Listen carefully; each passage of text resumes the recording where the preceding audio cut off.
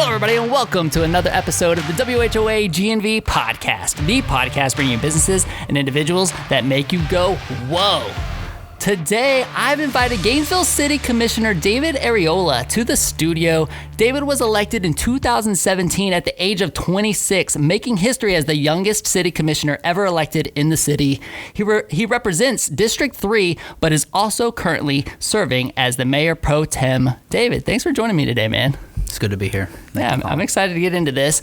But before we do, let me give some love to my friend Jorge at The Best Restoration for being a sponsor of this show all year long. Podcast fam, you need to have friends on your side when disasters happen, when that toilet overflows, when that pipe bursts in the wall, or if you're like us and you move into a building that is full of mold. The Best Restoration is there for you. I can speak firsthand to the quality of their work. I've worked with the Best Restoration team many times. These guys are amazing. With their certified techs and state-of-the-art equipment, these guys are the masters of disaster. Give them a call at 352-505-3321 or visit them at thebestrestoration.com. David, you know Jorge, right? I do know Jorge. Yeah? We go way back. Leadership Gainesville is when we first met. And that was actually back in 2015, so it really is. The years are starting to tick by. Yeah. But we've been good friends ever since. He's got an amazing personal story coming to Gainesville, and his family they're just amazing people. It's inspiring, right? Yeah, I love it. He's great. Actually, I serve with him now on the board of Family Promise of Gainesville. He joined as a board member after I did, because I met another member there, Jane Moraski, who's the executive director.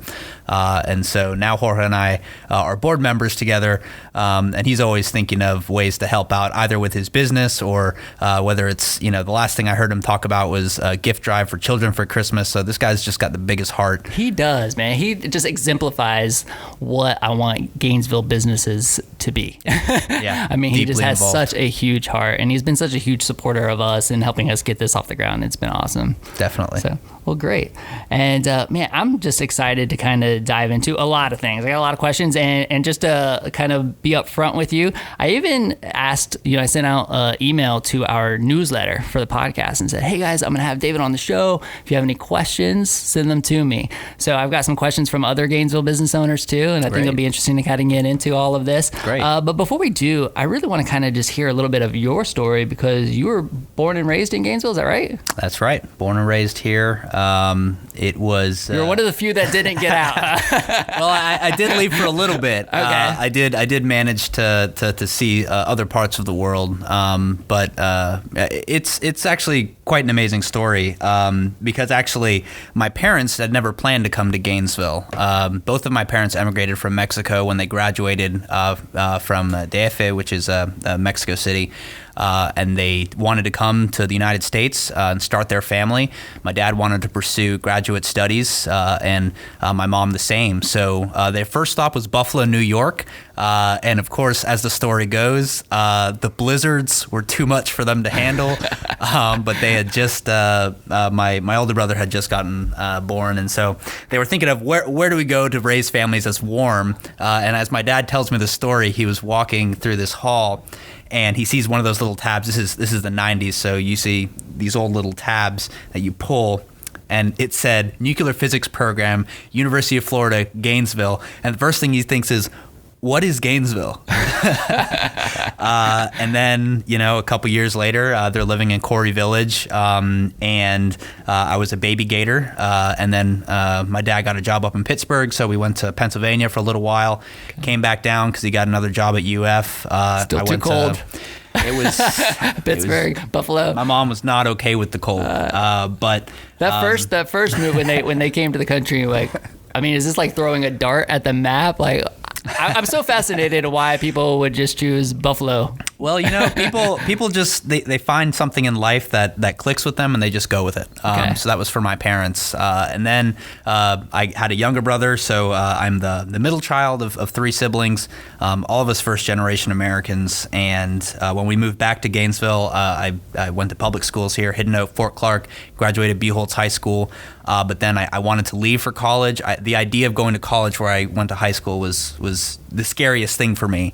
So I got out and I went to Flagler College in St. Augustine, where I just had the most amazing experiences, whether it was education, life experiences, or just getting to live in the oldest city in the country, beachside. That was really fun too. So what happened after you graduated?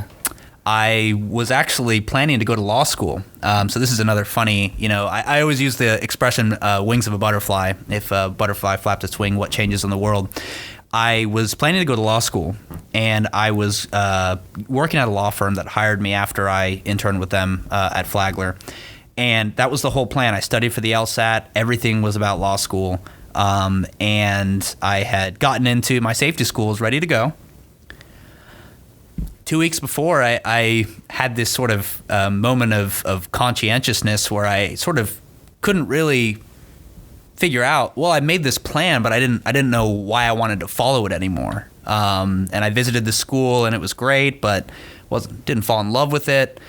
So a couple weeks before I was supposed to go, I called them and said they can offer my spot to whoever's on the wait list. And I decided to move back to Gainesville to be closer to my family. I'd been away for 4 years at Flagler, and in that time, a lot of change had happened, and each one of my family members were sort of talking about potentially leaving Gainesville. So in my mind, I thought this might be the last time I ever have to live with all of my family in the same city. I certainly didn't expect that I would move back and run for office. That wasn't on the dial, so to speak. But I started getting involved, just getting involved with Leadership Gainesville, different organizations, and I saw that the Gainesville that I left wasn't the Gainesville that I came back to. It's one with more opportunity now than there's ever been, more change than there's ever been, and some of that change can be scary, but I think most of it is an opportunity for progress. So I got involved with some campaigns and realized, hey, if they can get elected, then so can I. So I threw my name in the hat, and I put a lot of shoe work into that campaign, and thankfully it worked out.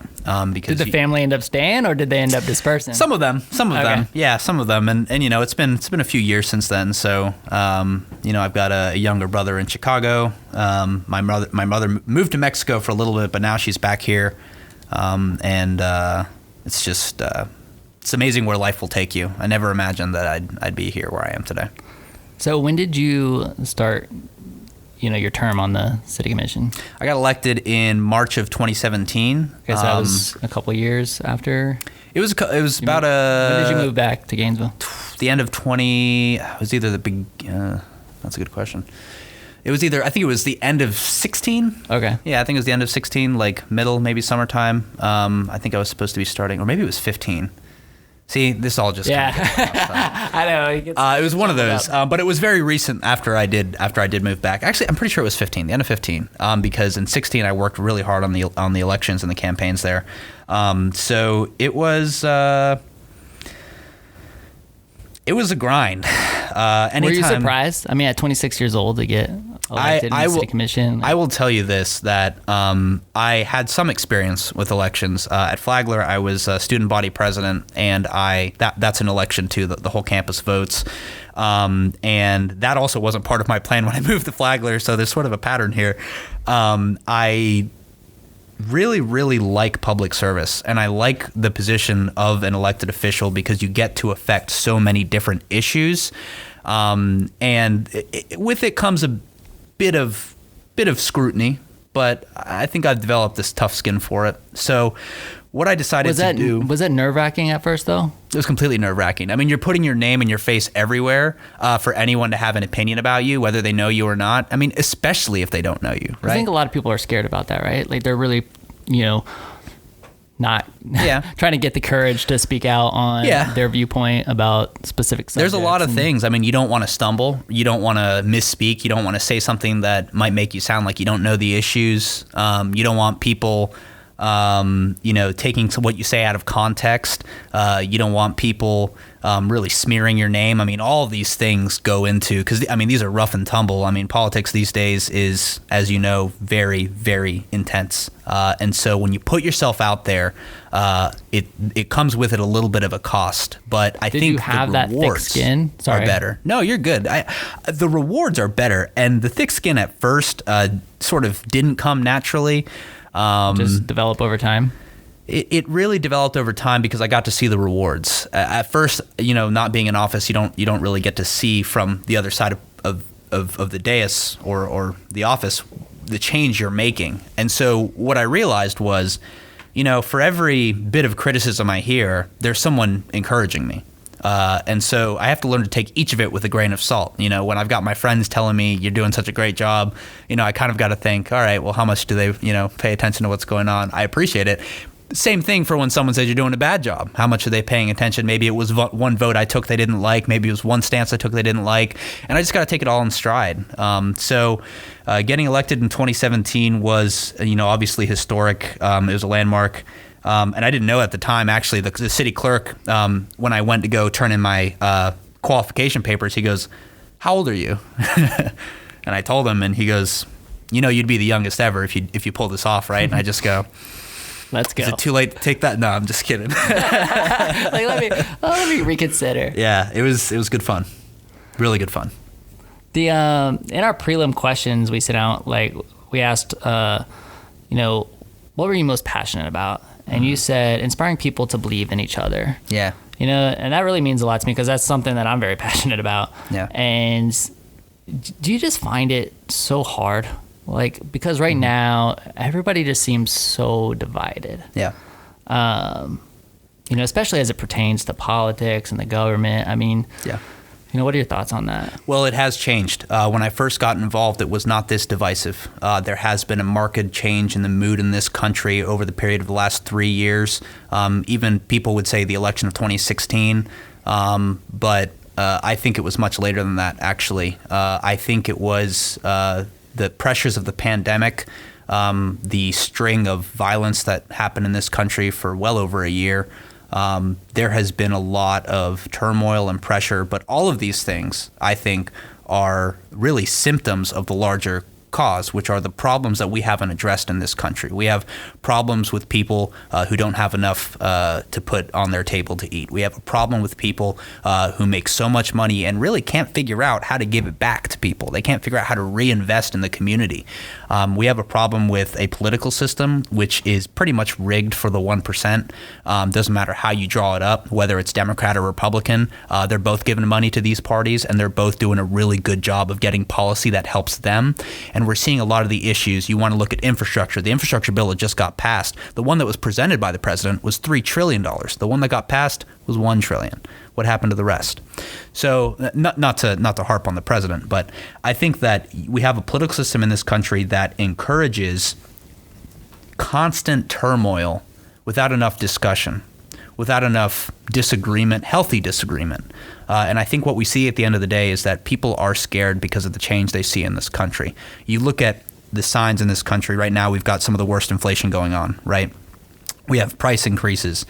We have a stagnation in wages, a housing crisis. I mean, people talk about all the housing being built in Gainesville. It's actually not keeping up with the population growth that we have in Gainesville. Mm-hmm. So when you look at all these challenges, these are all very real personal problems for people.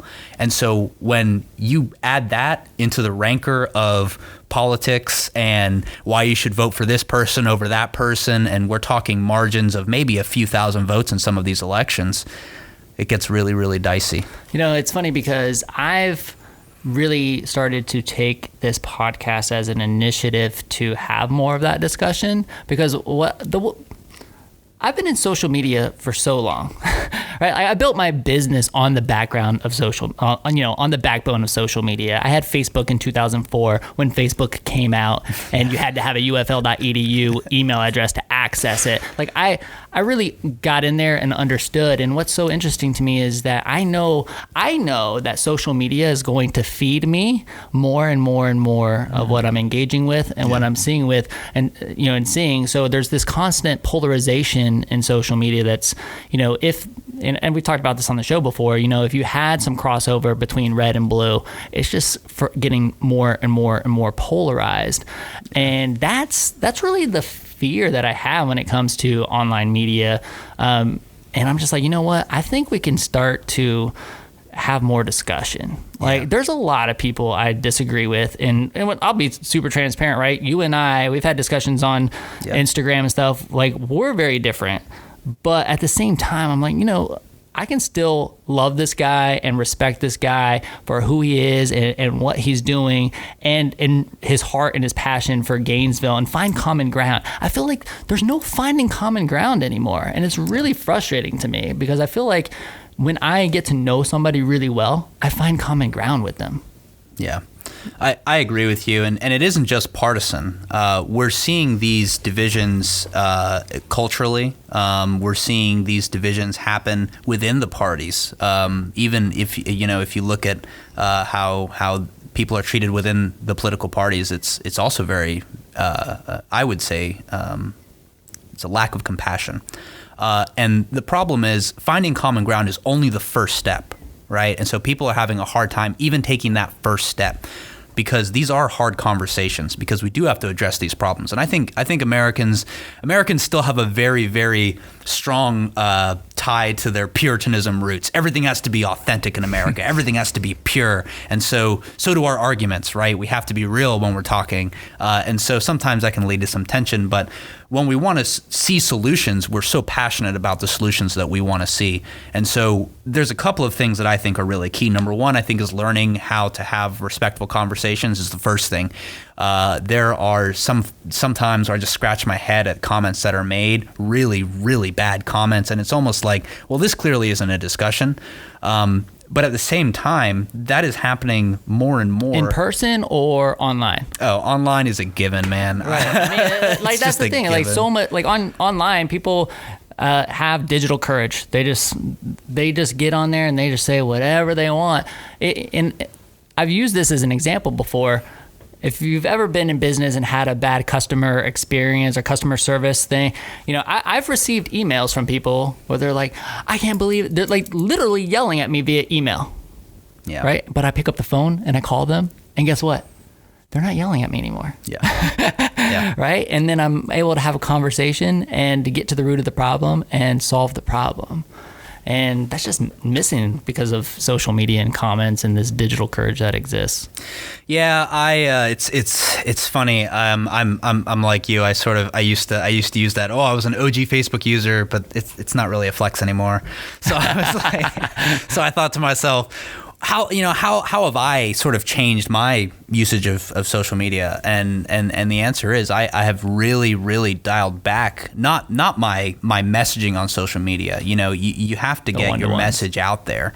What I have done is I've basically stopped engaging with people who aren't interested in a dialogue, people who aren't interested in a conversation. And that's really easy to tell based on how comments are written.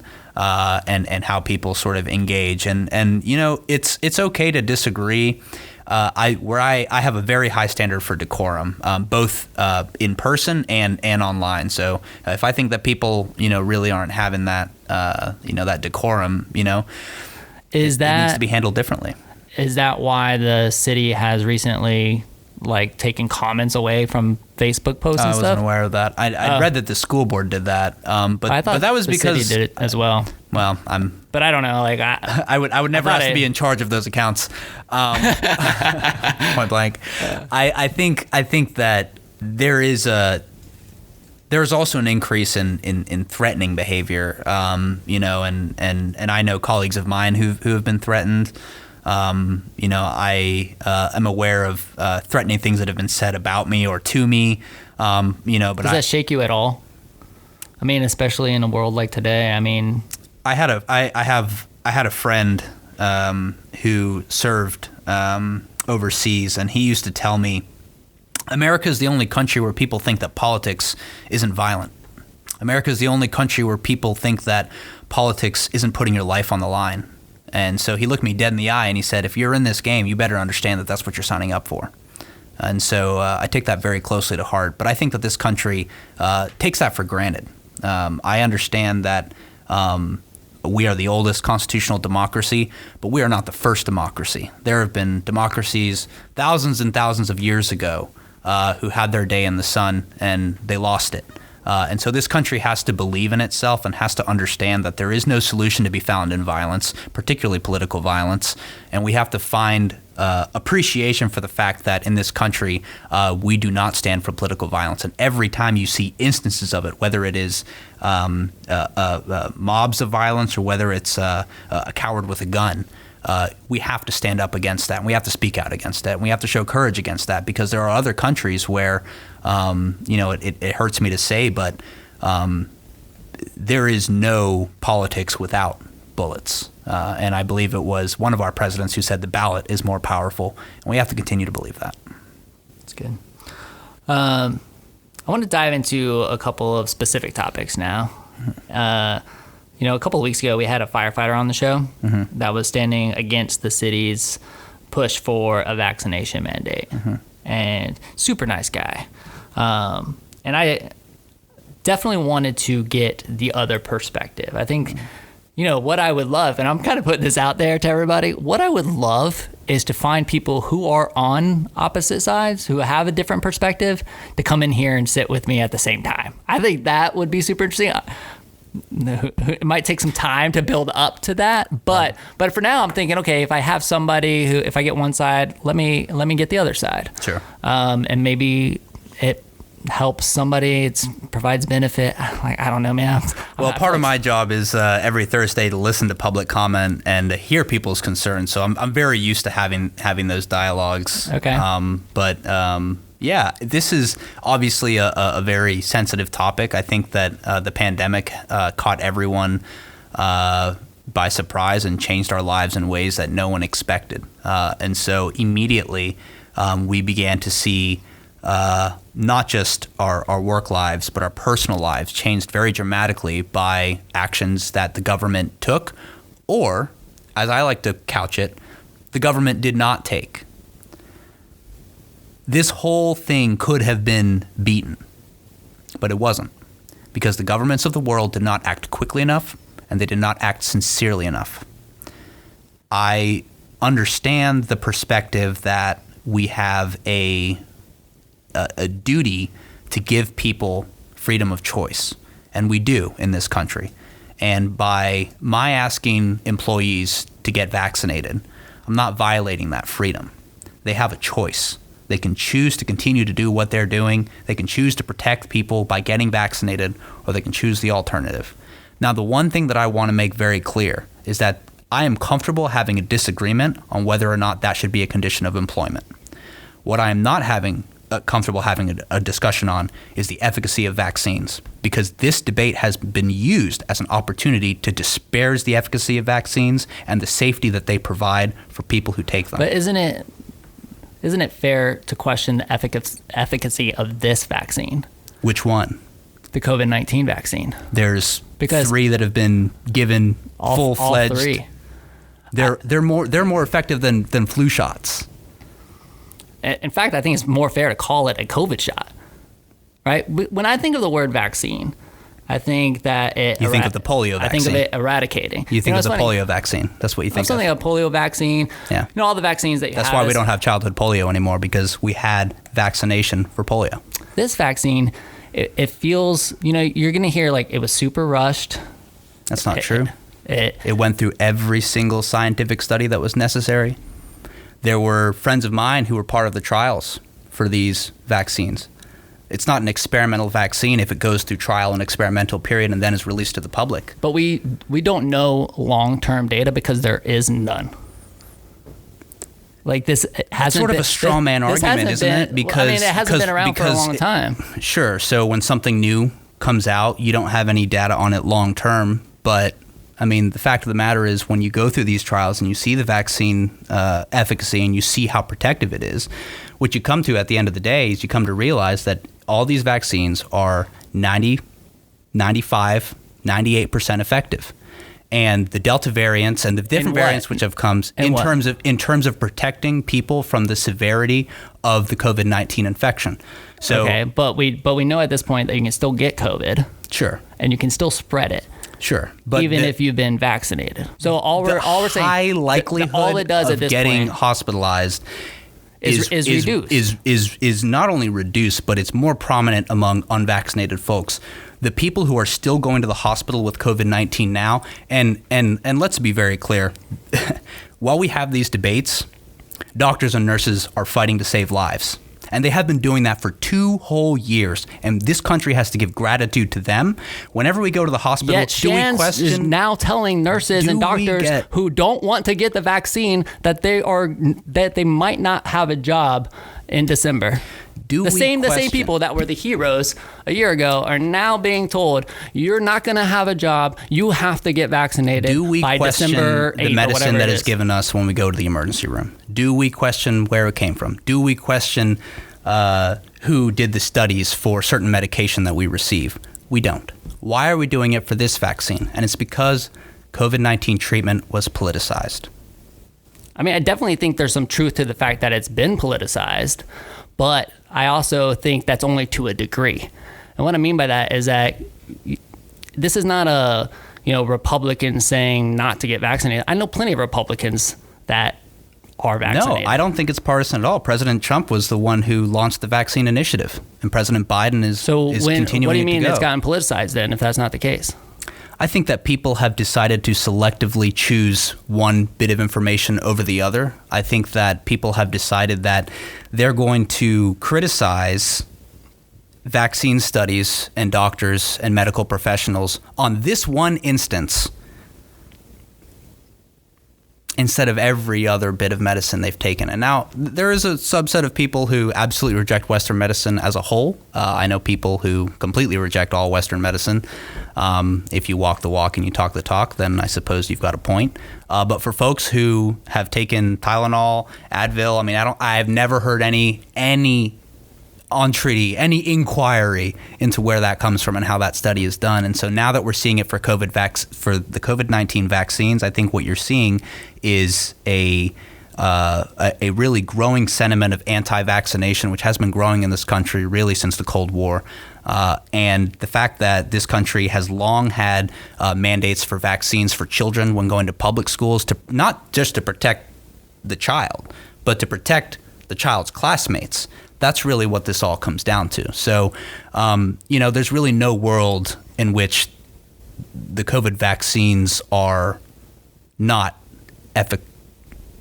They're not effective. They're not effective. That world just doesn't exist. I would disagree. 94% of people being hospitalized are unvaccinated right now. Yeah, we are sitting at the lowest amount of COVID cases we've had. I think we're at like 2%. That's a very cynical outlook when you consider all the people who've passed. And when you consider all of the infections that have happened before. It's been 2 years. So now because we're at a low point after 2 years of death and despair, it's all of a sudden good? No, I'm just saying that this has been put. Why are we pushing a vaccine that so hard? I don't understand the push, I guess. Why are we pushing this so hard for a virus that has a 99% survival rate? And now we're pushing it to children, right? Pushing it to children, and it works. The data doesn't back it up. It really there's does. 600. I looked this up the other day. 682 kids have died of COVID since the beginning of the pandemic. Most of those had underlying issues already, and you're talking about 682 kids out of 6.5 million cases in children. Like, it's such a small amount, and I get, like, it's terrible that anybody would die from it, but that to me doesn't say we need to vaccinate all the children from COVID-19. I think that if you are looking at it from the perspective of infection rates and how many people who catch this infection then have severity and are hospitalized or are killed, I think you're looking at it from the wrong perspective. I think you have to look at it from the perspective of what are the consequences if we do nothing? What are the consequences if we don't protect people? And so you can point to whatever data you'd like, but there still remains the fact that these vaccines have proven to be over 90% effective, every single one of them. At reducing hospitalization, severity, and cases of death. I just think there's a lot more to be figured out here before we start mandating vaccines, because I'm a pro freedom guy. Like, that's just in my core. I understand the long-term effects of telling people you have to get a vaccine for, like I start to get worried. I think I start to get worried about the little bits of freedom that we start to give up over time, and what that could do long term when it comes to, government, whether left or right. Like, I want the government to have as least amount of power as possible. Sure. And I think that's where this fear comes from, is giving up so much freedom over time. Little bit adds up to a lot. And we're still telling people that they have to inject something into their body that we don't know long term the impact. I mean, it's not the same. It's not the same as the other vaccines. Everybody wants to point out that it is the same as the. It's like, oh, it's another vaccine, but it's just not. If anything, it is more like a COVID shot, because now we're telling all the people who have been vaccinated that they have to go get another booster to be considered vaccinated. So it's more of like a flu shot. Isn't that fair? Because it hasn't eradicated anything. It hasn't eradicated COVID. It's more like a flu shot. So we should call it a COVID shot. We should call it what it is. And the people who want to get the COVID shot should go get the COVID shot. Be protected. If you get the COVID shot, you're protected. If somebody's not vaccinated, well, you're protected. You are vaccinated, right? Isn't that the point of a vaccine, is to protect you? Was there a question in that? Yeah. I mean, isn't that correct? Is that thinking not correct? If somebody is vaccinated and I'm not, and I have COVID, but you're vaccinated, aren't you protected? It's about the exponential threat of SARS-2. Do you remember SARS-1? The big danger was everyone was afraid if SARS-1 got out, it would completely change the landscape of the world. So SARS-2 got out. And now we have to live with it for the rest of our lives. And there could be more variants. There could be more danger. But that's the thing, there already is. There's already more variants. Right. I've seen a panel of doctors talking about the fact that this COVID vaccine is for 2 variants ago. It's like taking a flu shot that was 4 years old. Like, I'm listening, where I'm getting my information from, just so people know, like, I'm not just making this stuff up. Like, I seek information. I'm going to doctors and to nurses and hearing round tables. And I definitely try to stay off major media outlets. I try to get into where people are having conversations, real doctors. And I watched one. I can share it with you. Like, I can send it to you and let you listen to it. It was one that was like 45 minutes long. It had a panel of doctors who got into all of this kind of stuff. Well, I would be interested if any of that has made it into a... Sorry, I don't mean to cut you off. I was just going to say, like, I'm not here to, like, try to change your mind or anybody else's mind. I'm just at a place where I want everybody to be... my word has been peace. If you're at peace because you got the COVID vaccine, great. If you're not at peace, if there's something stirring inside of you about getting it or giving it to your kids, then don't do it. You should have the freedom to choose that, to make that decision. And we're trying to take it away from people. Couple of things that come to my mind. The first thing that would come to my mind is you use the word freedom a lot. Currently, right now in Tallahassee, Ron DeSantis is talking about putting into law a complete ban on any vaccine mandate for a business or a government. So now if an employer had customers who said, well, I wouldn't come to your business unless there was an instance where a yoga instructor wanted to offer a vaccine-only classes. That would be a freedom of choice. You're vaccinated, you can go and attend the vaccine-only class. She's being fined by the state of Florida several thousands of dollars for each day that she has that class because people are in violation of the governor's law. Do you not consider that just another form of discrimination? I don't discriminating think that, against vaccination now? Or, I'm sorry. I don't think that it's about freedom. I think it's about control.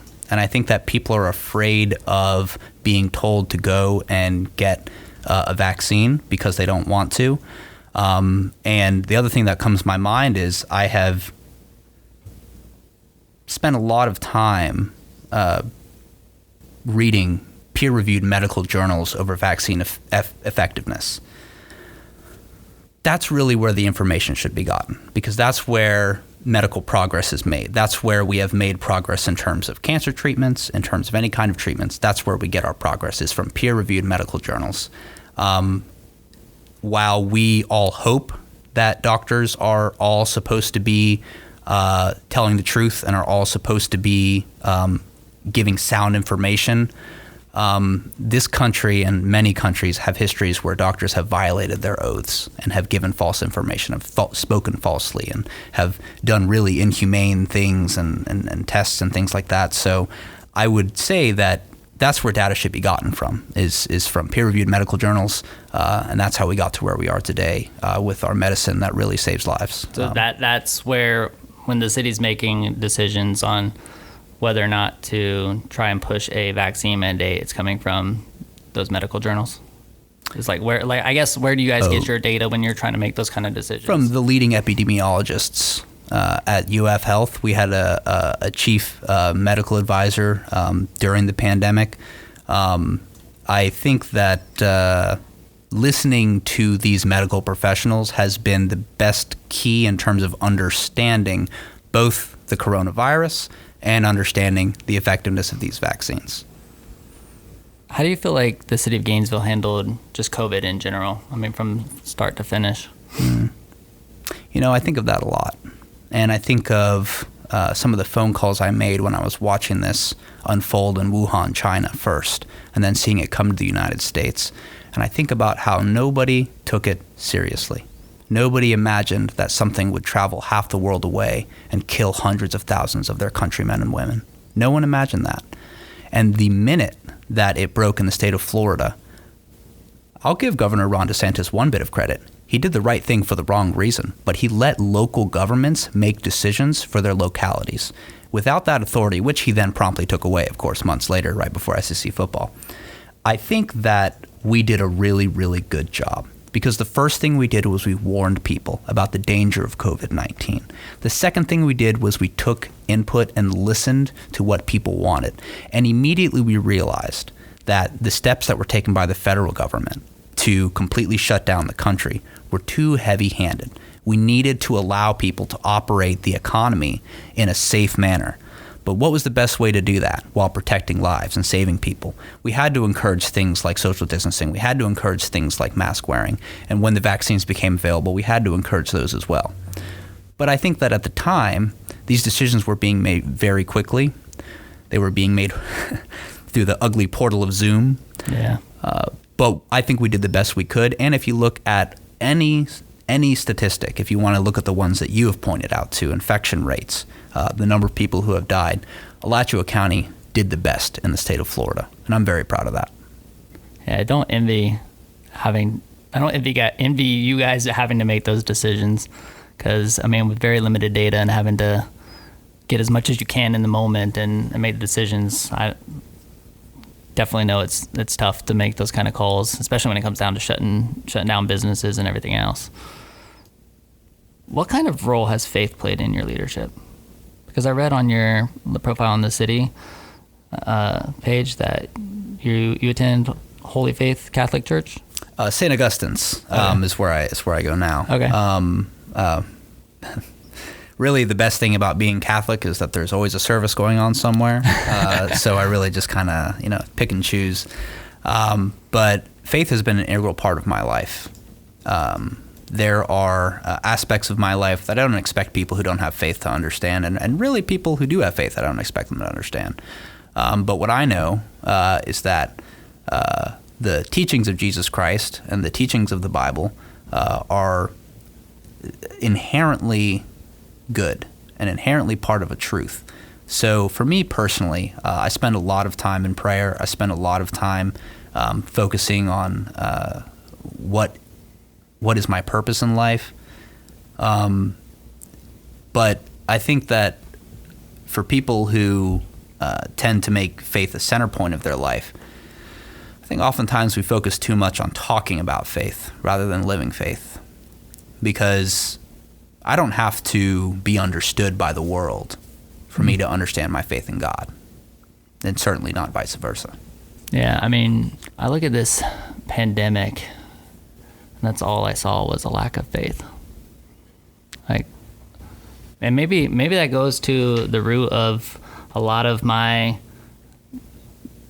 where I'm drawing a lot of, just my angst about mandates and a lot of these other things. I'm just like, man, there's so much fear. There's so much fear. I see it in people's eyes. I was watching the school board meeting last week, and these parents getting up, like, they were just so scared. Like, they're literally shaking, like, talking about just having this fear of taking a mask off their child. And, I'm just like, man, I feel for them. I want to help them because I want them to have the faith that I have. And I think I'm trying to navigate that. I'm really trying to navigate that as a leader, because I believe that the more people that can come to Christ and have that level of faith, the stronger we're going to be I know as individuals, but as a community, as a country. I don't want to see the fear in people's eyes like I saw in some of those people in that meeting. And you'll hear it in social media, like everywhere, right? Like faith over fear. I've definitely been a faith over fear mindset, for sure. Like, I'll say it right here and right now. Like, if Jesus took me home today, I know I'm good. I know where I'm going. I hope that I get to stay here for a long time and have the impact that I believe God wants me to have on this world. As a leader, I think conversations like this are a big piece of it. I'm encouraged when I get on, the City of Gainesville website and I read a profile and I see that like clear as day that, here's somebody who, attends service, is a believer. So I was just super curious as to how that affects the way you make decisions as a leader. Well, I think that there are so many things that can affect the decisions of a leader. And most of it depends on the situation, right? What is the issue? What are the challenges being faced? For me, faith is more of a rock. Faith is where I go home to. Faith is what gives me strength. Fear is just one emotion. There are many emotions that Jesus Christ felt. That's why he had to come and be in the body of a human being, right? Because he had to feel the emotions that human beings feel, that you and I feel. And so, it's okay to be afraid sometimes, but you can't let the fear win all the time. But you can't always be so haughty and full of yourself that you can not be humble enough to experience fear. But we just have to make sure that we understand that there's actually a really good homily was given just this past Sunday, which talked about, you have to be detached from the world in a way. You have to live in the world without quite living in the world. You have to enjoy the world without quite enjoying it. Mourn without quite mourning. And to really understand that, you have to dive into the scriptures, of course. You have to really experience faith for yourself. So for me, I think that I sort of laugh whenever I hear politicians say, God has told me that this is the way. I'd like that line if anybody's got that direct line. But for me, it is more of a center of who I am, and it's what gives me the sort of stability to have that I need to get into this job. How do we not let decisions be based on fear? Because I feel like that's what happened a lot throughout the last year. Well, it's different degrees. I think that when you look at a virus that is so deadly, and we can peel away and talk a little bit more about some of the political unrest in the country. I think that for some people, it's the fear of climate change. It's the fear of this planet heading towards a completely almost extinction level events. I mean, we're seeing birds, we're seeing all kinds of animals perish in numbers that we've never seen before. Whole species are going extinct. And that is a fear that people have. But you see people have courage to stand up and say, what are the things we have to do to address that? And so I think that as long as we are focusing on the challenges, not allowing too much emotion. We're humans. It's okay to have emotions. But I think that if we focus on the challenges and take into account things like believing in principles. So freedom is an important principle for America. And I think that as long as we believe in our freedom as a country, I think that we are believing in a strong principle. But also democracy. So understanding that we do have to come to some set of terms, and it cannot be just the majority rules all, and it cannot just be the will of one political party.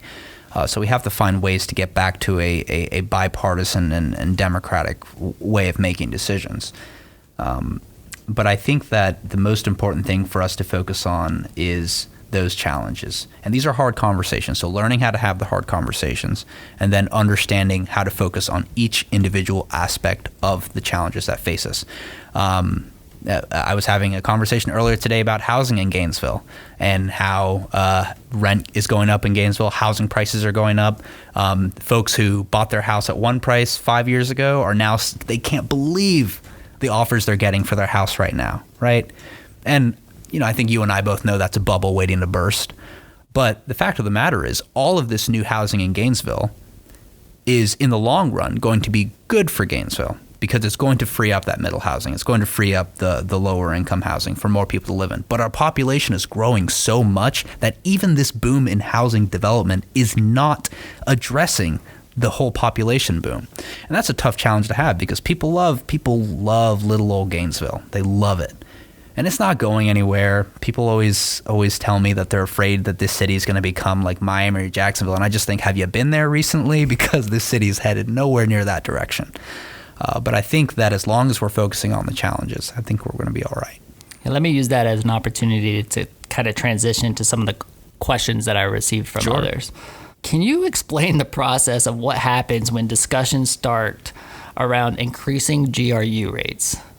What factors lead to getting it on the agenda, and why the decision to increase rates?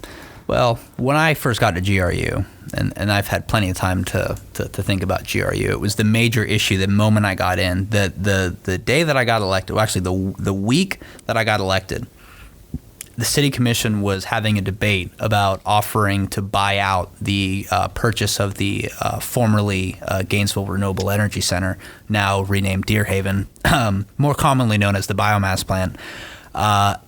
And so the minute I got on the commission, I had this $750 million sale offer that I had to vote on.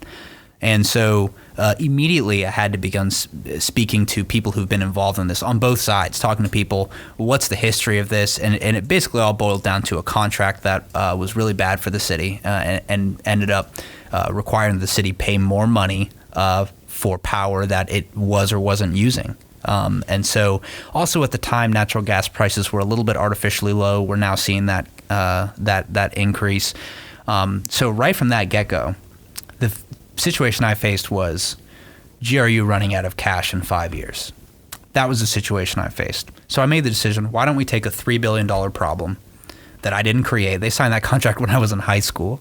Why don't I turn that into a $1 billion problem? And we'll work from there. So since then, we've had a number of refinancing tools. We've had a number of opportunities to lower rates. After that purchase, we lowered rates 12%. And that basically reset the trajectory that we were on. So we no longer have the highest utility rates in Florida the way that we did back in 2016. So we fixed that problem.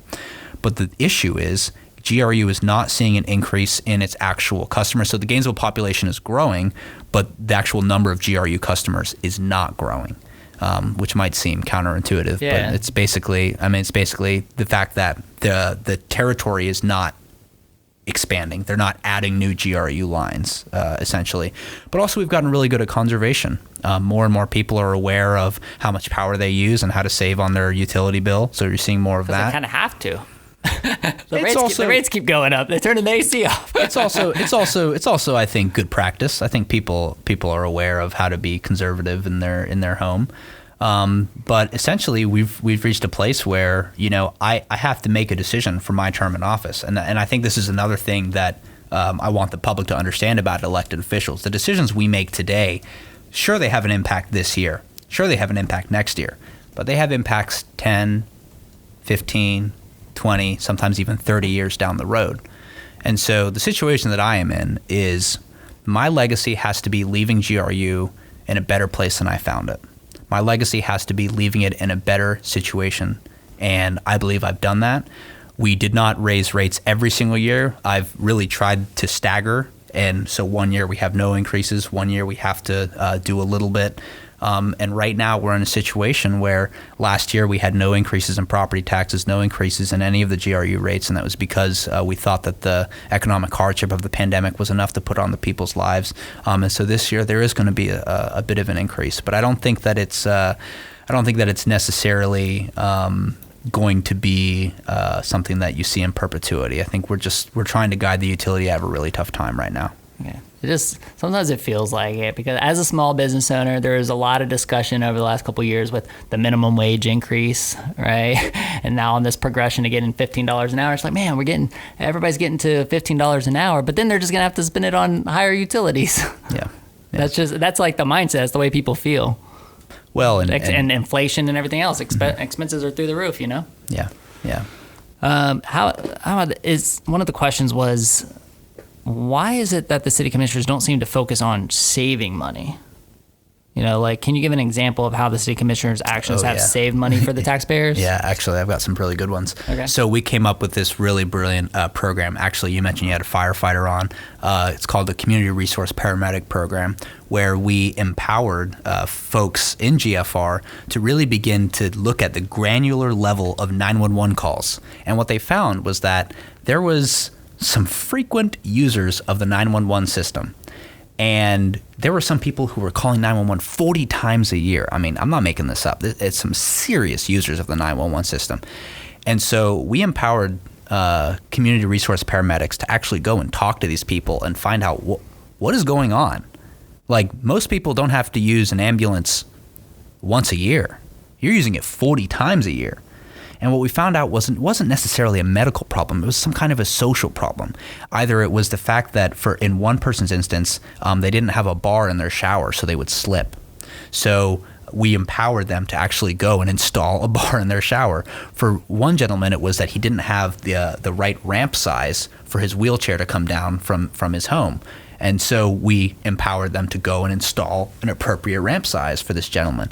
So we were able to reduce 911 calls for these folks by 68%, which was a savings to the taxpayer in the tune of $250,000. And this was a brand new program. So we're looking to scale this program up. There's more people that I think we need to find, more people I think we need to help. And ultimately, that is a savings to the taxpayer.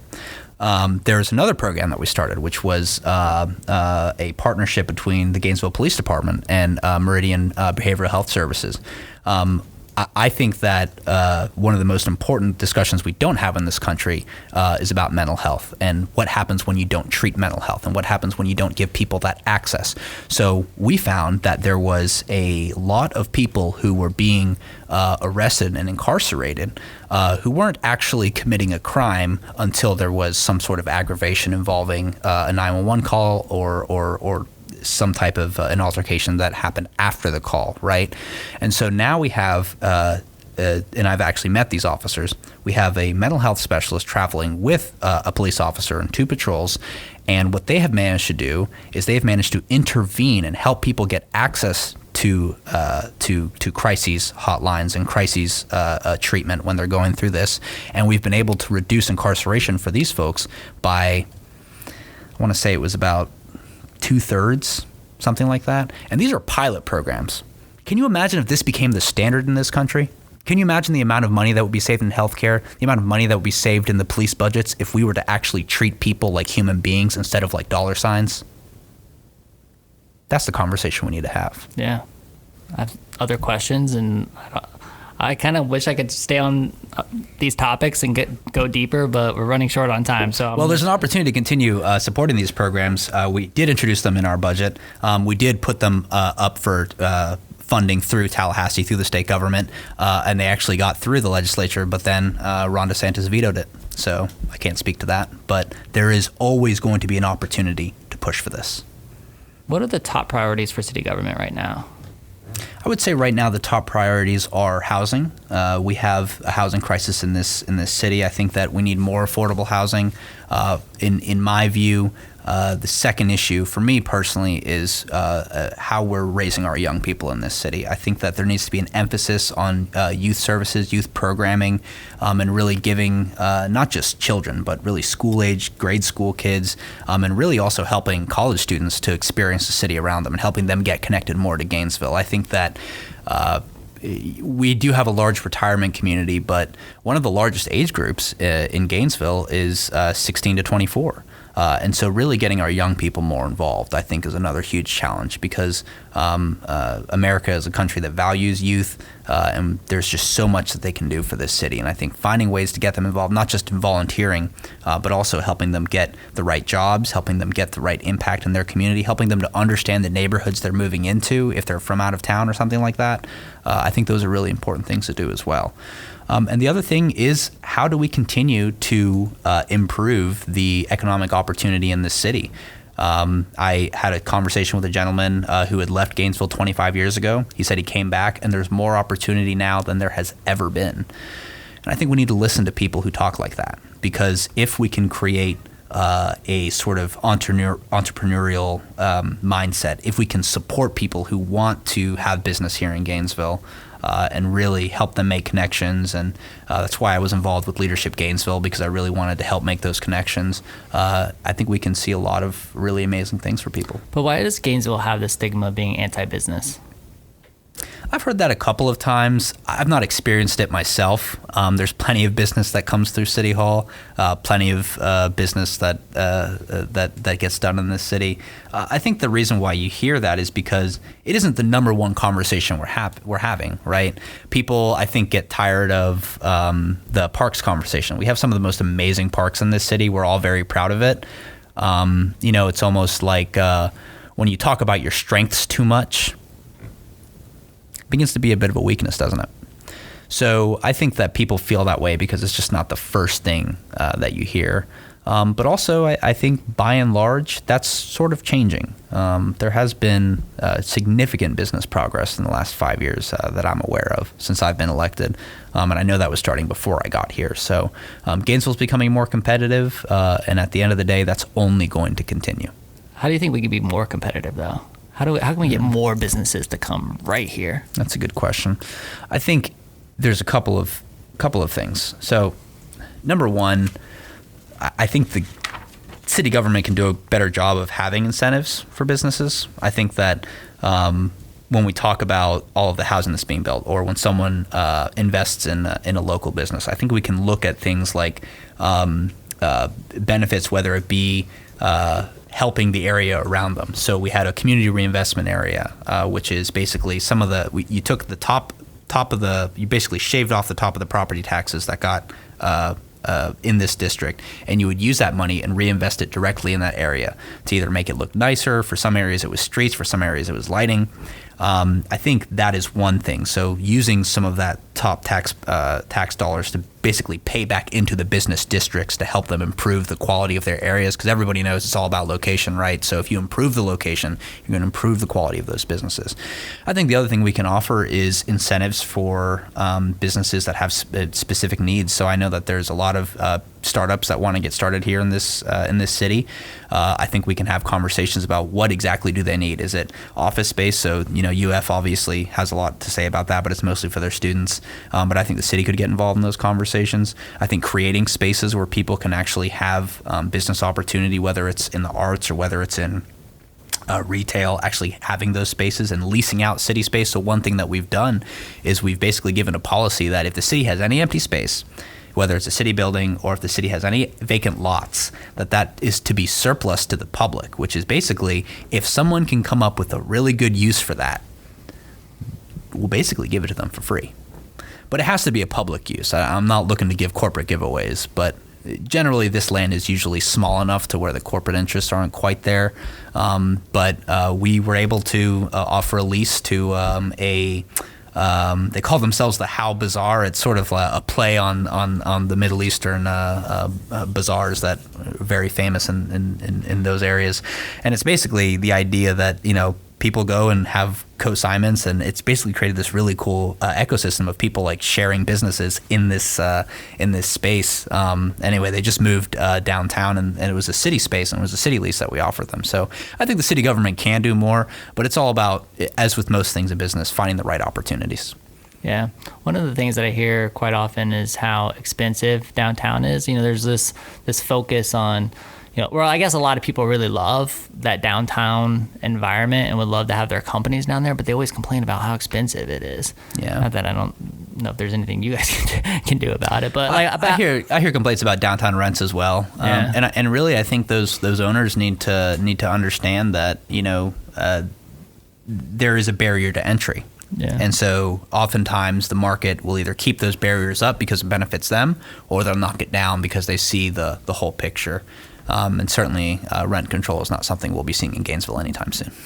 What about the Power District and the stuff that was happening over there? Because wasn't there some good things happening, but then it kind of feels like it got paused? I don't know if that was because of COVID but what's happening out in that area right now? Yeah, so the Power District, for those who aren't aware, it's basically northwest of Depot Park. It's a bunch of old, unused sort of GRU land that is sort of fallen into not necessarily disrepair, but it's basically vacant. The city wanted to invite a mixed-use proposal to basically develop it into more retail, more housing, more public space. There were some beautiful renditions of what it could look like. It would basically be sort of like almost a second Depot Park area, right next to more housing, right next to more business space. And essentially there was a proposal that the city accepted, but that company basically sold to another company. So it was a completely new designer, completely new owner. And as I've become, I'm sure some viewers would appreciate this. I like to be a good steward of the public dollar. And if I'm going to make this huge sale of city land to people that I have not been dealing with and they just sort of entered the door, I think we need to put a pause on that. So I hope the new owners apply, because we put it out for another bid. So I hope they do reply if they're interested. But we'll see that come to fruition. I think there was 3 applicants when that first came out, so I wouldn't be surprised if those same 3 apply. What's next for you after all this, man?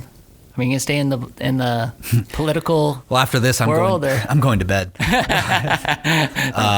But I'm grateful for the job that I have right now. I think that in due time I'll get to figure out what's next for me.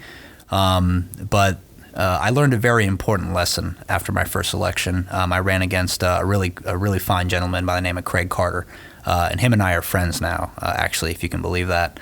He actually just texted me today. He's a great guy. He is. And seeing the fact that somebody like Craig, who had great service, got to serve for a fixed amount of time, I know that at the end of the day, my time will be fixed at some point.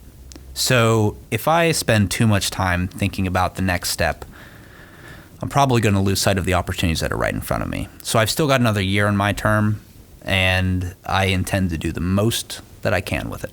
Awesome. Before I wrap up, one of the ideas that I've had, so I'm just gonna plant this seed. Okay. One of the ideas that I've had was doing like a mastermind type session, and we've done this before. Like we were doing it every 10 episodes, and we kind of moved it to every 25 episodes. But we'll like kind of change the set, have a larger group in here, more people around the microphone, and have a conversation about a specific topic. One of the things that kind of sparked to me was like, man, it would be so beneficial if we could do that and have some of you guys in here. Like, could we get a couple city commissioners in here with a couple business owners and not a couple, because we'd be talking policy, and in Florida we're the only state in the union that has this law. But I can't have policy conversations with my colleagues if it's not in a publicly noticed meeting. Okay. But we could have one. You have to do it one at a time. Okay. And Would you be up for it? I came here, so Yeah. you know, send me the details, and you know, I'd be happy to consider it. I like having the opportunity to share my views, and I like having the opportunity to hear other people's perspectives. Yeah, and I appreciate that. I kind of knew. I mean, just going into this, man, I was like, yeah, I was a little nervous, you know, but I knew you, like, we'd met before, but at the same time, I'm like, man, like, we have to have real conversations, ones that even make me uncomfortable. And I've said it multiple times, I'm not an expert in all this stuff. I want to hear various perspectives.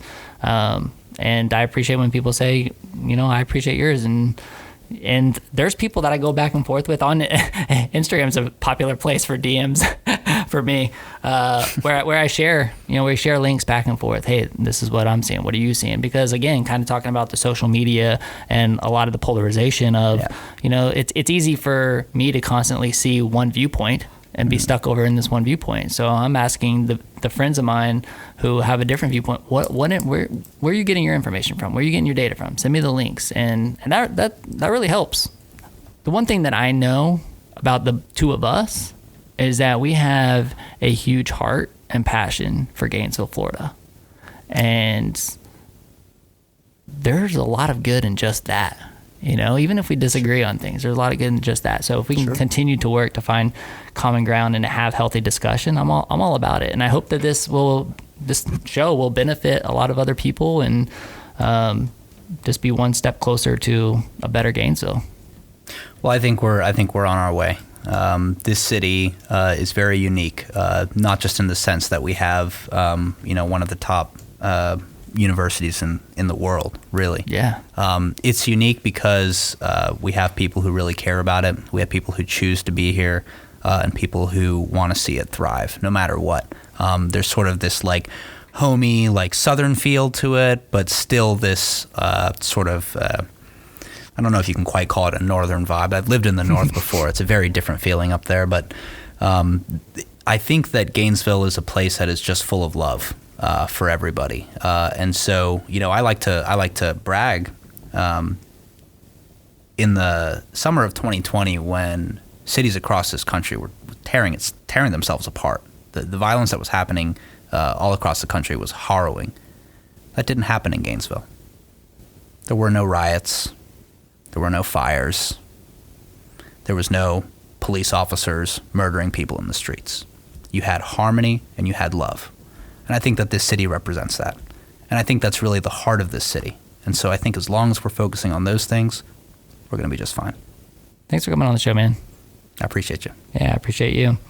And you guys, I can't do this without the incredible team around me. They just put in an incredible amount of work to prepare for this each and every week.